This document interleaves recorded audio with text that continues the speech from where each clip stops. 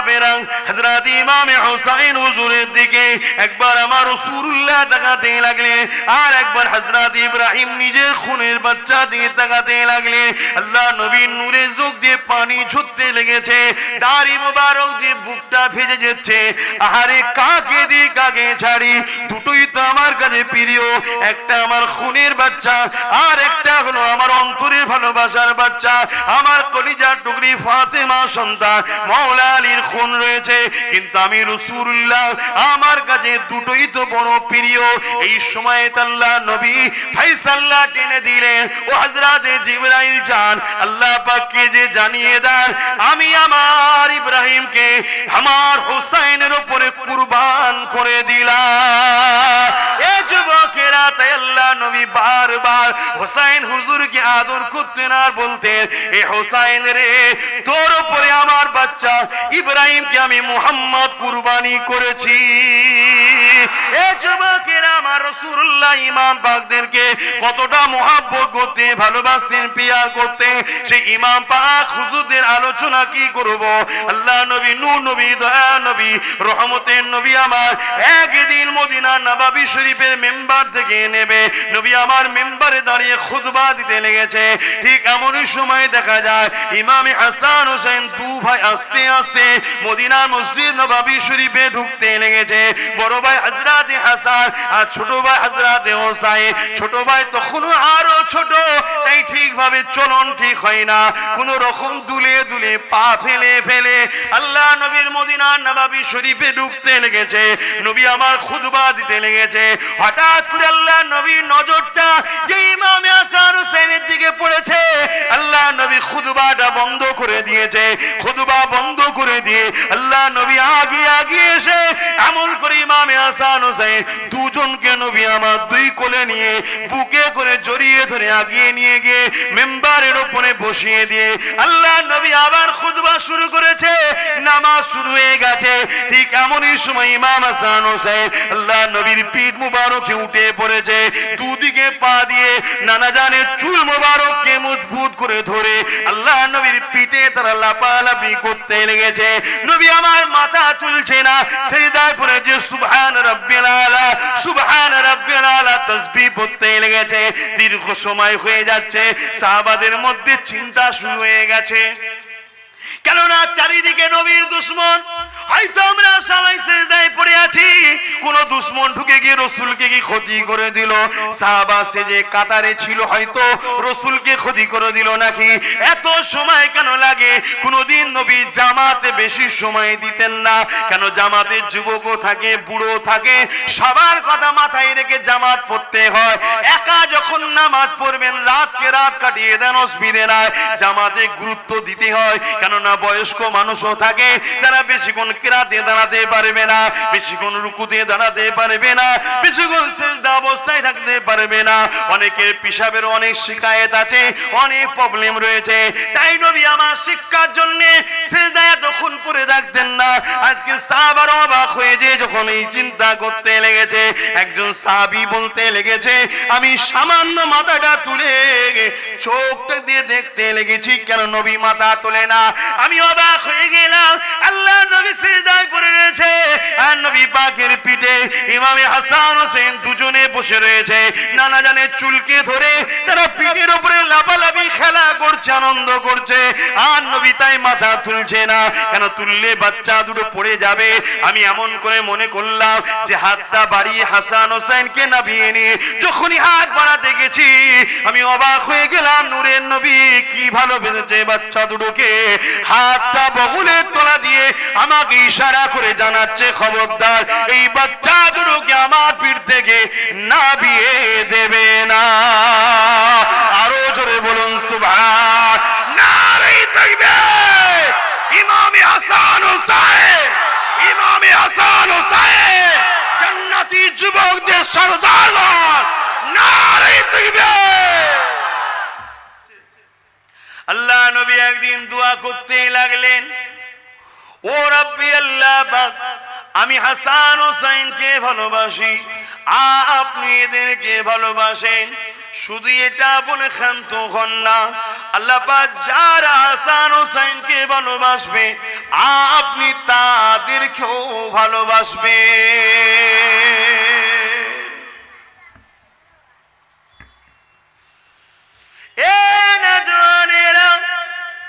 আমাদের লিডার, আমাদের জান্নাতের যুবকদের সরদার হযরত ইমাম হাসান হোসেন কেমন ছিলেন? আল্লাহ পাক তিনাদের ঘরে কতটা সম্মান মর্যাদা দিয়েছেন।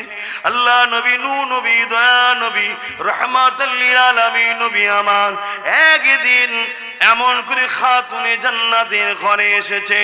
খাতুনে জান্নাতের ঘরে আসার পরে দুটো বাচ্চা খেলনা নবী কোলে নিয়েছে।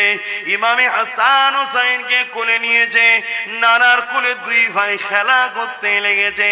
হঠাৎ করে আল্লাহ নবী তাদের দুজনকে কোল থেকে নামিয়ে বললেন, এ হযরত হাসান, এ হযরত হুসাইন, তোমরা দু ভাই একটু কুস্তি লড়ো, কে জেতে দেখবো, কুস্তি লড়ো।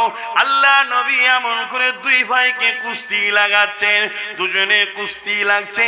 হযরত খাতুনে জান্নাত বলেন, আমি তখন রান্নার কাজে ব্যস্ত ছিলাম, আমি পর্দাটাকে সরিয়ে দেখতে লাগলাম আব্বা জান এমন করে দুই ভাইকে কুস্তি লাগিয়েছে, কিন্তু আমি অবাক হয়ে গেলাম।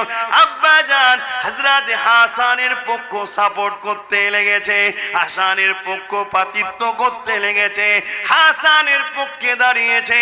আমি ওই সময় অবাক হয়ে বলতে লাগলাম, আব্বা স্বাভাবিক পরিবারের গার্জেনরা ছোটদের পক্ষ সাপোর্ট লায়, হাসান তো বড়, হোসেন তো ছোট, আপনি হোসেনের পক্ষ না লি হাসানের পক্ষ কেন নিলেন? আল্লাহ নবী সময় বলেছিলেন, এ আমার কলিজা টুকরি খাতুনে জান্নাত, আমি রাসূল হাসানের পক্ষ নিয়েছি। তুমি মনে করছো আমি নবী হাসানকে বেশি ভালোবাসি? না, আমার কাছে দুটোই আমার চোখের তারার নাই, কিন্তু আমি রাসূলুল্লাহ হাসানের পক্ষ নিয়েছি দেখছো। কিন্তু তুমি জানো না সাইয়্যিদুল মালায়েকা হযরতে জিবরাইল তিনি তো হোসেনের পক্ষ নিয়েছে। আরো জোরে বলুন সুবহান।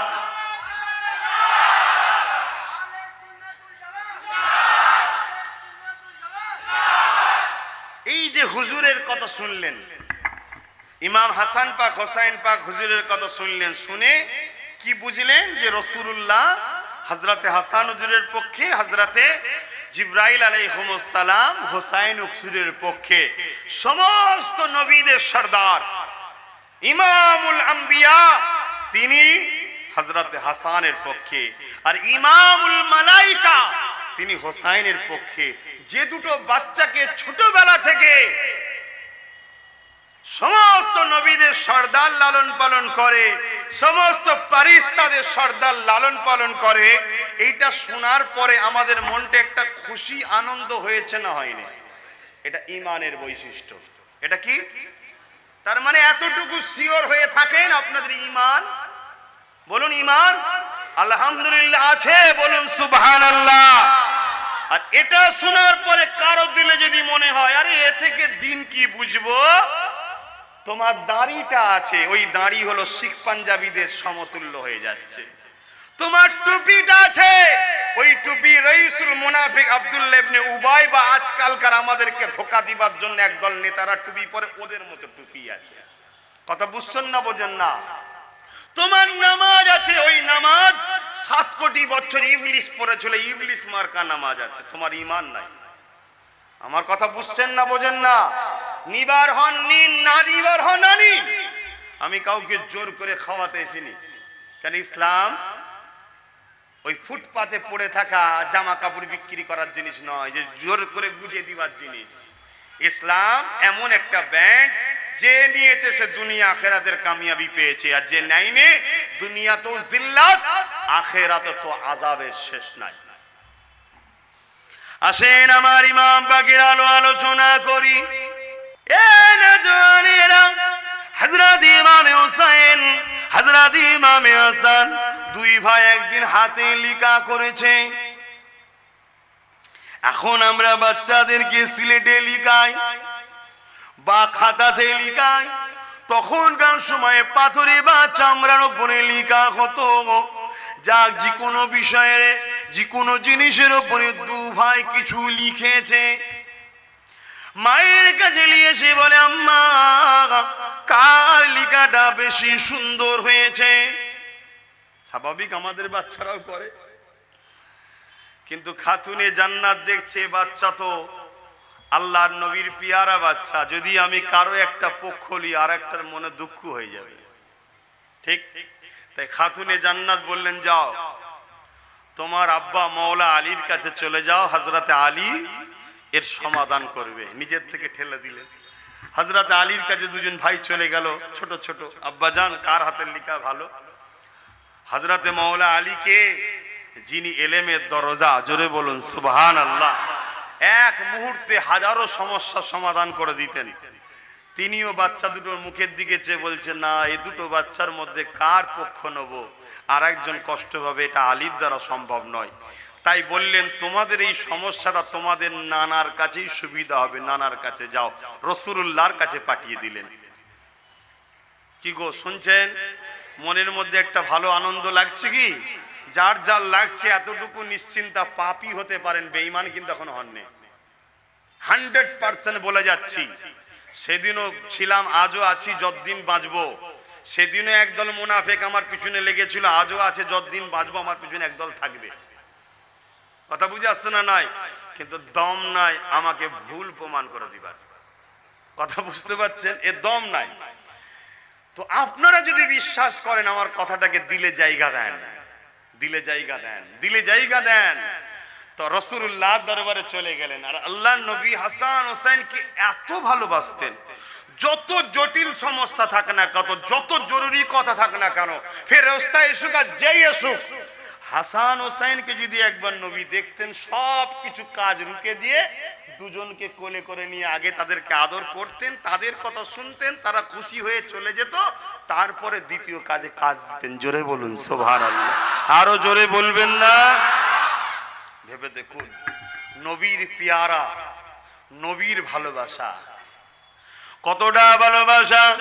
আল্লাহ নবী একদিন বসে আছেন, আল্লাহ নবীর এক কোলেতে হযরত মুহাম্মদ ইব্রাহিম বসে আছে। ইনি কে? আমার রাসূলুল্লাহ নিজের খুনের সন্তান। আর এক কোলে হযরত ইমাম হুসাইন বসে আছে। ইনি কে? আমার হযরত মাওলা আলী হুজুরের খুনের সন্তান। হঠাৎ করে জিবরাইল সাল্লাল্লাহু চলে আসলেন। আসসালাতু ওয়াসসালামু আলাইকা ইয়া রাসূলুল্লাহ হাবিবাল্লাহ। আল্লাহ পাকের মানসা এটা, আল্লাহ পাকের ইচ্ছা এটা, দুটোর মধ্যে একটাকে আপনি রাখতে পারবেন, দুজনকে একসাথে রাখতে পারবেন না। ইয়া রাসূলুল্লাহ হাবিবাল্লাহ, দুজনের মধ্যে থেকে আপনি কাকে রাখবেন, কাকে আল্লাহর রাহে কুরবান করবেন? এ যুবকেরা, তরুণেরা, বাপেরা, খুব মন দিয়ে বোঝেন। আল্লাহ পাক যদি আমার নবীকে পরীক্ষা নেয়, তোমাকে আমাকে নেবে না, এটা কি হতে পারে? নেবে না, নেবে না? রিসেন্ট পরীক্ষা হাজারো চলছে। এ যুবকেরা, তরুণেরা, বাপেরা, হযরত ইমাম হুসাইন হুজুরের দিকে একবার আমার রাসূলুল্লাহ তাকাতে লাগলেন, আর একবার হযরত ইব্রাহিম নিজের খুনের বাচ্চা দিয়ে তাকাতে লাগলেন। আল্লাহ নবীর নূরের চোখ দিয়ে পানি ঝরতে লেগেছে, দাড়ি মোবারক দিয়ে বুকটা ভেজে যাচ্ছে। আহারে, কাকে দি কাকে ছাড়ি? দুটোই তো আমার কাছে প্রিয়, একটা আমার খুনের বাচ্চা, আর একটা হলো আমার অন্তরের ভালোবাসার বাচ্চা, আমার কলিজার টুকরি ফাতেমা সন্তান মাওলা আলীর খুন রয়েছে। কিন্তু আমি রাসূলুল্লাহ, আমার কাছে দুটোই তো বড় প্রিয়।